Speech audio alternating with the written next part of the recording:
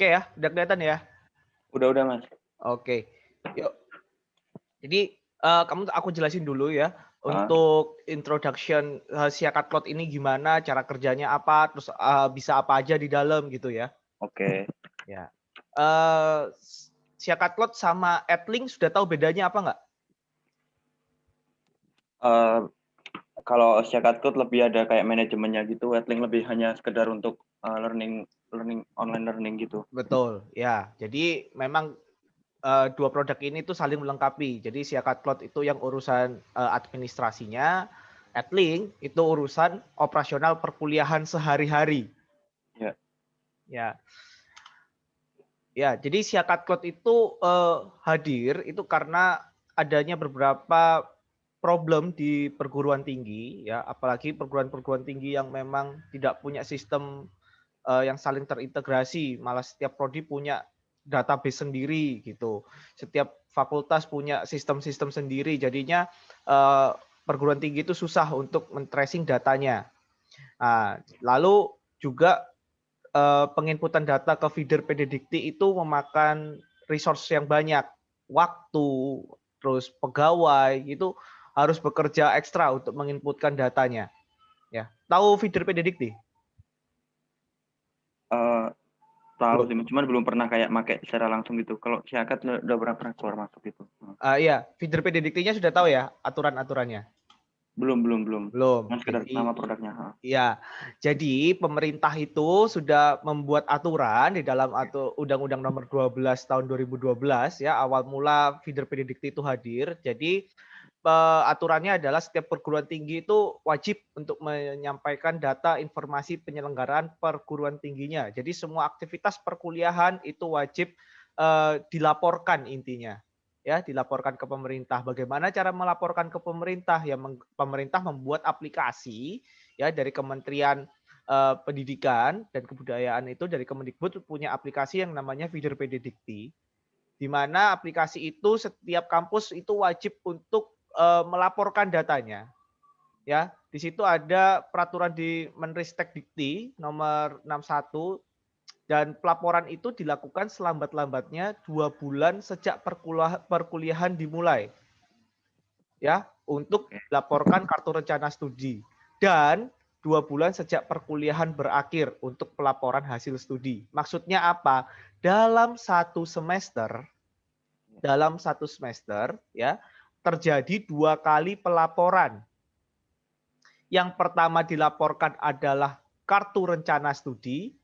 Tahu ya kartu rencana studi ya? Ya, KRS itu. KRS ya. Jadi kartu rencana studi itu dilaporkan. Kapan kartu rencana studi dilaporkan?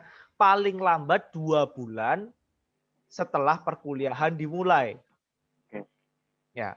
Jadi misalnya semester ini 2020 genap. Perkuliahan dimulai bulan apa? Februari. Berarti paling lambat melaporkan adalah bulan April gitu. Iya. Jadi bulan April dia harus kampus harus ngelaporin KRS-nya ke feeder PDDikti. Yang kedua ya ada melaporkan nilai hasil studi. Ya, KRS kan cuman mata kuliahnya apa saja yang diambil kan, kelasnya apa saja. Nah, hasil studi itu ada KRS plus ada nilainya di situ. A, B, C gitu. Oke. Itu dilaporkan 2 bulan setelah perkuliahan selesai. Jadi kalau misalnya selesainya itu nanti di bulan Juli, ya maksimal bulan September, Oktober harus dilaporkan gitu kan. Oke. Ya, itu aturan-aturannya, aturan dasar kenapa PDDikti itu ada. Ya. Oke. Lalu Siakat Cloud ini memberikan solusi. Ya, selain Siakat Cloud itu aplikasinya saling terintegrasi itu dalam arti lain akademik bisa connect ke keuangan, keuangan bisa connect ke PMB, juga ke akademik, akademiknya juga bisa connect ke LMS pakai AdLink itu, ya kan? Tetapi Siakat Cloud ini juga membantu untuk pelaporan ke feeder PDDikti. Yang sebelumnya kampus itu harus menginputkan 2 kali, juga misalnya kampusnya punya Siakat ya. Kampus input ke Siakatnya sendiri, juga nanti kalau mau pelaporan dia update lagi ke feeder PDDikti, di mana feeder PDDikti harus input satu-satu per mahasiswa. Kan repot. Gitu. Jadi kalau di Siakat Cloud ini bisa langsung terintegrasi dengan feeder PDDT-nya. Semua apapun aktivitas yang ada di Siakat Cloud, ya di SIM akademik itu bisa diolah, diproses langsung masuk ke feeder PDDT tanpa harus diinput manual satu persatu. Ya, tadi aku sudah katakan bahwa Siakat Cloud itu konsennya ke administrasi data tentang akademik, administrasinya. Jadi pengelolaan nilai, presensi, kelas, ya. Sumbernya dari mana? Banyak, terserah. Mau sumbernya dari Edlink, atau sumbernya dari Siakat Cloud langsung, sumbernya dari CBT, sumber-sumber nilainya. Atau nanti kampus punya LMS lain, terserah. Tetapi ketika masuk ke dalam sistem Siakat Cloud, semuanya bisa diolah, bisa masuk ke feeder PDDT. Oke. Nah, di dalam modul Siakat Cloud itu ada apa saja? Ada akademik, ada keuangan, PMB. Ya, 3 itu modul utama. Akademik, keuangan, PMB. Ya, yang lainnya itu modul-modul tambahan. Contoh, ada kepegawaian, karir center atau tracer alumni. Ya. Ada CBT juga. Nah, kalau orang berlangganan Siakat Cloud, dia punya aplikasi pendukung Siakat Cloud itu. Maksudnya pendukung apa? Ya, dia itu dibundling aplikasinya. Dia bisa pakai secara gratis. Contoh, 1, Provider. Tahu Provider kan? Tahu, Mas. Ya, Provider. Di mana itu aplikasi yang nanti mengkoneksikan antara Siakat dengan feeder. Itu ada aplikasi Provider. Lalu ada Sevima Pay. Tahu Sevima Pay? Ya. Ya, yang agregator itu. Betul, agregator. Dia nanti koneknya ke SIM keuangan. Ya, dia akan membantu mengenerate virtual account, nanti bisa dibayarkan tergantung nanti kerjasama kampus dengan bank apa atau yang non bank gitu ya. Yang ketiga ada Edlink. Ya, tiga aplikasi ini punyanya Sevima yang di luar Siakat Cloud tapi bisa saling terintegrasi. Oke, dan kebanyakan sekarang perguruan tinggi itu menggunakan ketiga-tiganya ini. Jadi dia juga langganan Siakat Cloud, dia juga pakai Provider, dia juga pakai Sevima Pay, dia juga pakai Edlink buat kuliahnya. Oke. Gitu. Oke, kita langsung masuk ke alur aplikasi. Nah, di sini kamu perhatikan ya, langkah-langkahnya itu bagaimana gitu. Ini secara garis besar ya. Ya. Ini secara garis besar sekali. Yang pertama ada 3 modul utama. Dari 3 modul utama seperti modul PMB, keuangan, akademik, itu masing-masing harus punya adminnya masing-masing satu gitu lah maksudnya. Jadi PMB ada koordinatornya, keuangan juga ada koordinatornya, akademik juga ada koordinatornya. Gitu. Nah, aplikasi Siakat ini ya, biar ada mahasiswanya selalu dimulai dari penerimaan mahasiswa baru dulu kan. Iya. Ya, berarti PMB itu harus membuatkan jalur pendaftaran. Ya, dibuatkan jalan nih. Ini jalannya, ayo silahkan masuk gitu. Yang mau mendaftar. Tetapi kampus punya syarat. Loh, kalau mau daftar di sini, kalau mau masuk, bayar dong. Betul ya? Betul. Ya, yang mengurus pembayaran, yang membuatkan tagihan formulir untuk PMB siapa? Pastinya admin keuangan. Ya kan? Admin keuangan buatin tarif. Gitu. Oke. Jadi jalur pendaftaran dan tarif itu harus sudah dibuat dulu di awal sebelum ada pendaftar bisa masuk. Oke, jadi step pertama adalah PMB dan keuangan akan saling berkolaborasi. PMB membuat jalurnya, keuangan membuat tarifnya. Ya. Sudah, nanti pendaftarnya bisa mendaftar secara online. Gitu. Ya, pendaftarnya lakukan pendaftaran secara online, mengisikan biodata secara singkat ya, nama, alamat, nomor handphone, email, terus mau pilih prodi apa gitu ya. Oh, saya pilih prodi informatika, saya pilih prodi sistem informasi gitu ya. Itu ada di awal di pendaftaran. Ya. Ketika dia sudah submit, dia ditagihkan uang. Ini kalau mau lanjut bayar. Saya sudah ditentukan 150.000. Dia bayar formulirnya 150.000, baru dia bisa login ke dalam sistem. Ya, jadi nanti dia dikirimkan di dalam email itu ada tagihan dan juga ada username password untuk login. Sebelum dia bayar, username passwordnya tidak akan bisa aktif. Oke. Itu sudah otomatis. Ya. Ya. Oke, dia bisa login, isi biodata secara lengkap semuanya. Lalu ada seleksi. Oke. Ya, dia bisa ikut seleksi. Habis mengikuti seleksi, seleksi ini nanti ada dua macam ya di perguruan tinggi best practice-nya. Yang pertama dia bisa seleksi menggunakan CBT yang ada di Siakat ini. Ya. Tahu ya SIM CBT ya? Ya. Lalu dia juga bisa seleksi sendiri. Misalnya dia punya sistem seleksi sendiri atau seleksi tulis dan lain-lain. Oke. Gitu. Yang penting sistem mendapatkan input sebuah nilai. Oke. Nilai itu yang akan ditentukan oleh perguruan tinggi itu apakah pendaftar itu lulus atau tidak. Oke. Oke, ya. Dia lulus dinyatakan, oh iya saya lulus, diterima di prodi sistem informasi. Lalu pendaftarnya kan harus melakukan daftar ulang untuk mengkonfirmasi saya memang benar-benar mau lanjut atau tidak. Ya. Ya, lakukan daftar ulang, di situ bisa dikasih syarat apa saja yang harus dilakukan pada saat daftar ulang, harus membayar kayak harus melengkapi syarat-syarat apa dan lain-lain. Sudah daftar ulang selesai, dibuatkan NIM. Setelah dibuatkan NIM, lalu ada tombol untuk klik menjadi generate mahasiswa. Ini adalah alur proses pendaftar hingga menjadi mahasiswa itu di sini. Oke. Oke, selanjutnya admin akademik. Admin akademik itu sudah menerima data mahasiswa secara matang ya, sudah jadi semua, sudah ada namanya, fotonya, NIM-nya, prodinya semua sudah ada dari PMB.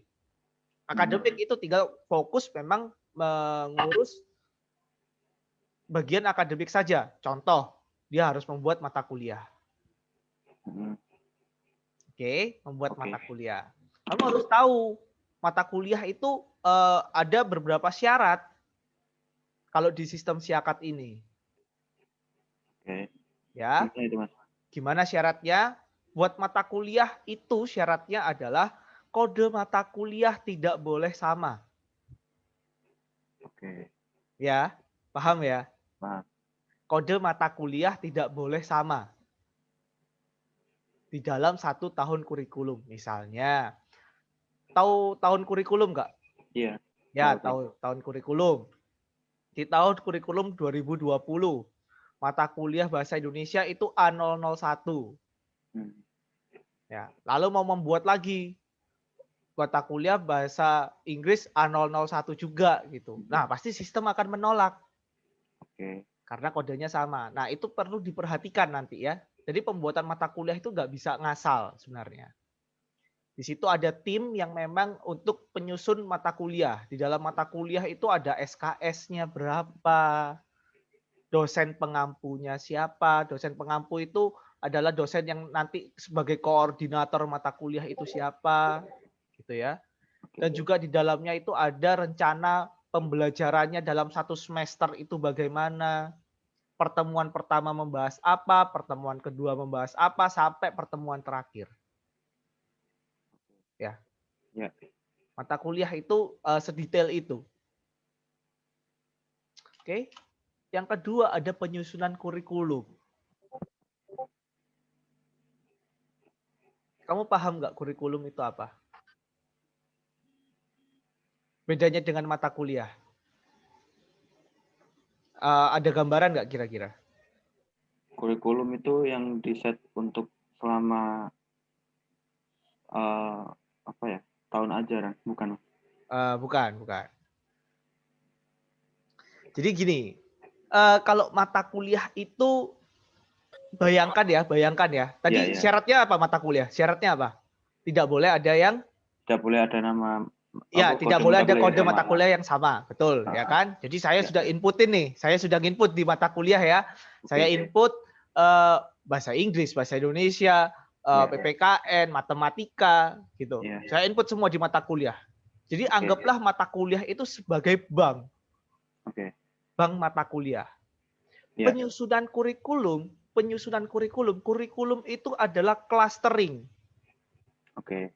Clustering ya, di mana misalnya prodi informatika semester 1 itu adalah mata kuliahnya bahasa Indonesia, matematika, bahasa Inggris gitu loh. Semester 2 itu mata kuliahnya ini gitu. Semester 3 sampai semester 8. Oke. Nah, jadi kurikulum itu penyusunan pengelompokan mata kuliah per semester per prodi. Oke. Jelas. Mata kuliahnya dari mana? Dari bank soal di atasnya. Oke. Ya, maka dari itu kalau kamu lihat di sini ya, mata kuliah itu dia muncul dulu. Berarti tandanya apa? Admin akademik ya harus membuat mata kuliah dulu sebelum dia menyusun kurikulum. Betul begitu ya? Betul. Ya, jadi mata kuliah itu dibuat dulu baru menyusun kurikulum. Ingat-ingatan loh itu. Iya, Mas.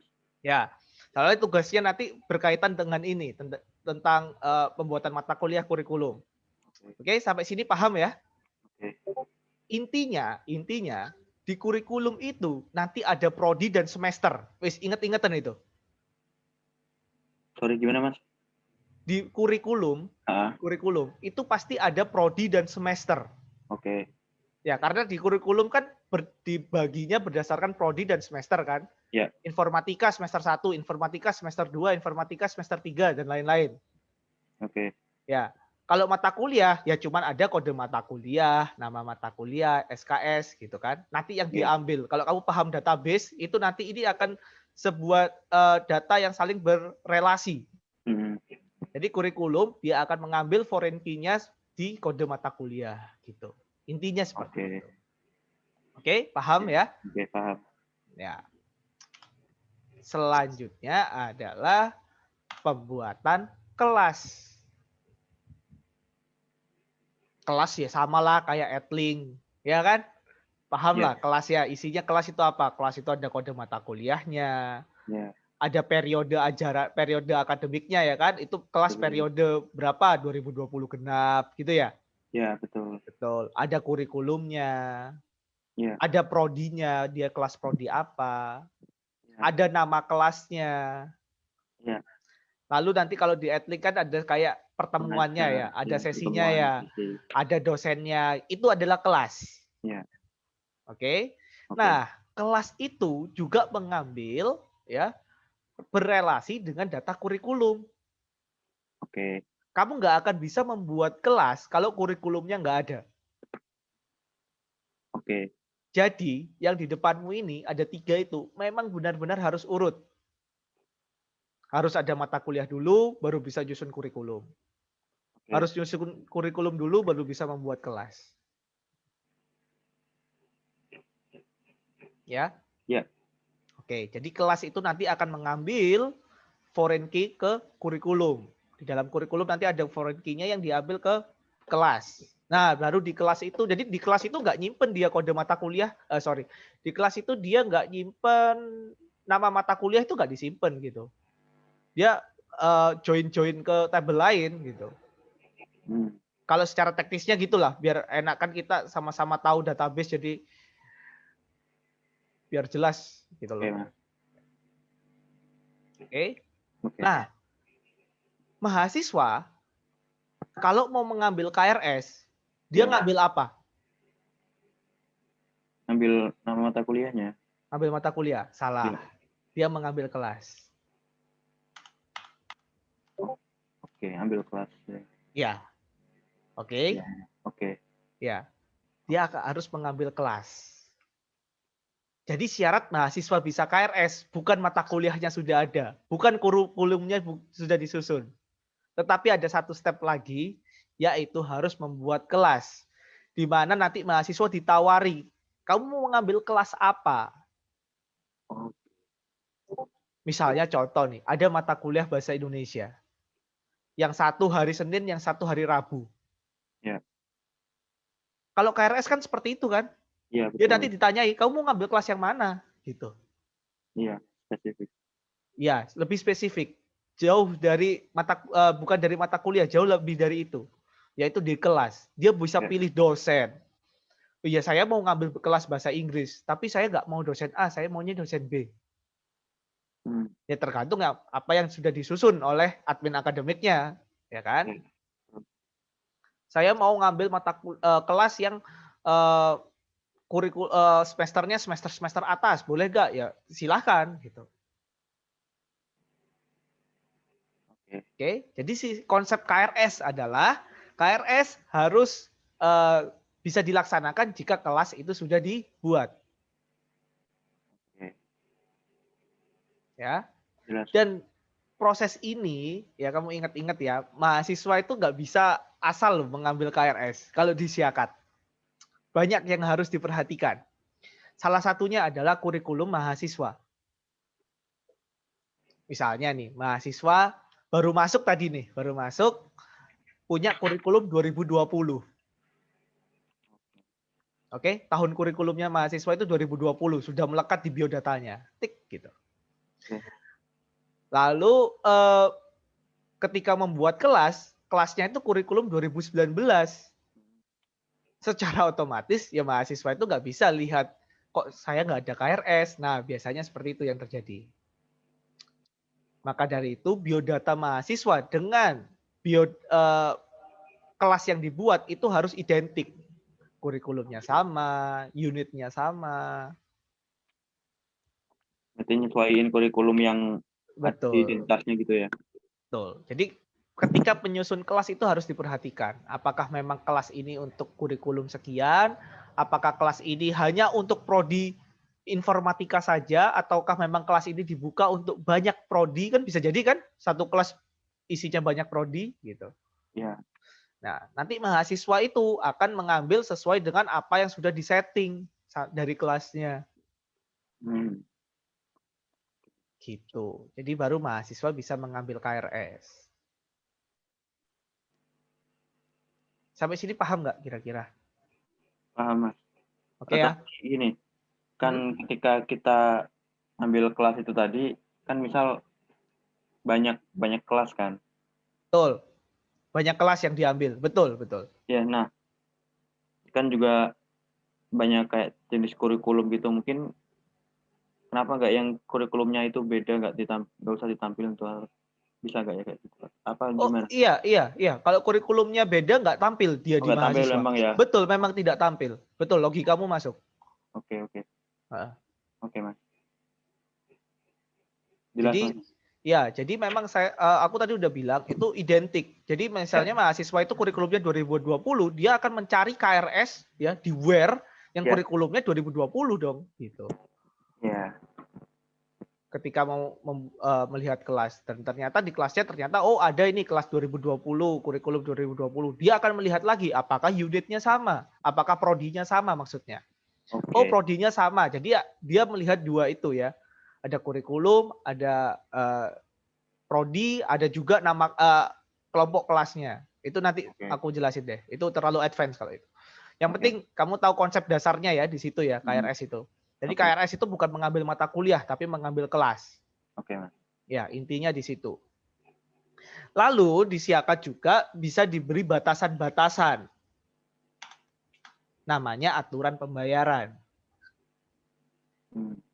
Kampus nih, biar nggak kecolongan ya, biar nggak kecolongan kampusnya, apalagi bagian keuangannya. Ya.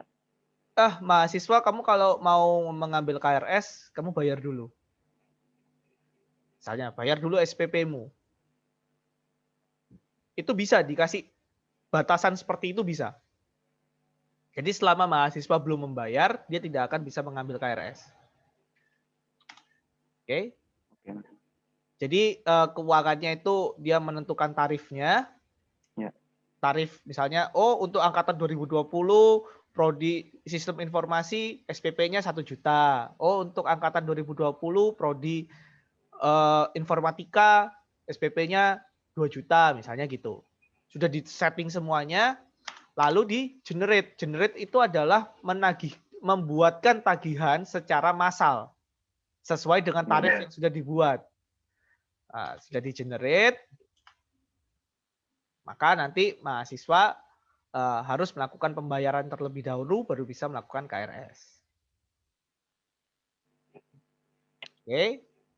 Ketika KRS sudah diambil oleh mahasiswa, ada satu step lagi yang harus dilakukan yaitu namanya validasi KRS. Ya, tahu validasi KRS nggak? Ya, jadi ketika kita habis ngambil KRS itu nggak semua langsung ke ACC gitu. Betul. Yang harus meng-ACC adalah Si dosennya. Dosen pembimbing akademik. Ya, dosen walinya. Ya. Betul. Jadi nanti dosen pembimbing akademiknya atau dosen wali itu memvalidasi KRS. Kalau tandanya valid itu berarti dia sudah menjadi peserta kelas yang valid lah gitu di kelas tersebut. Ya. Oke. Nanti kelas tersebut yang akan disinkronkan ke Edlink. Tahu ya ada sinkron kelas di Edlink itu loh. Nah, nanti kan pesertanya juga otomatis kan? Iya. Nah, pesertanya itu mengambil dari Siakat yang KRS-nya memang sudah valid. Betul. Baru bisa perkuliahan dimulai. Perkuliahan ini bisa dilakukan operasionalnya di Edlink, bisa dilakukan operasionalnya di Siakat, terserah. Oke. Ya, yang penting semuanya itu mengelola dan nanti Siakat itu bisa menerima nilai, bisa menerima presensi, ya, dan operasional lainnya yang dibutuhkan oleh Siakat untuk keperluan pelaporan feeder PD Dikti. Begitu. Sudah, alurnya cuma sebatas ini. Akademik pendek kan? By overview pendek, Mas. Iya benar. By overview pendek, betul. Nggak salah. Tapi kalau pas kamu nyoba ya lumayan sih. Lumayan panjang. Sampai sini kira-kira ada pertanyaan nggak? Udah sih Mas, itu tadi yang beberapa aku tanyain di tengah. Yakin nggak ada lagi? Ini sebentar yang penting paham alurnya dulu. Iya. Kalau urusan menu di mana, harus klik apa, itu ya gampang. Karena Siakat kan ya bahasanya cuma satu, pasti ada tambah, delete, ada update gitu kan. Betul. Cuman intinya kan cuma di create, update, delete gitu. Iya. Oke, sampai sini paham ya alurnya? Iya, paham Mas. Oke, mungkin ini sudah cukup. Ya nanti kalau misalnya ada apa-apa aku share aja apa-apa PowerPoint-nya.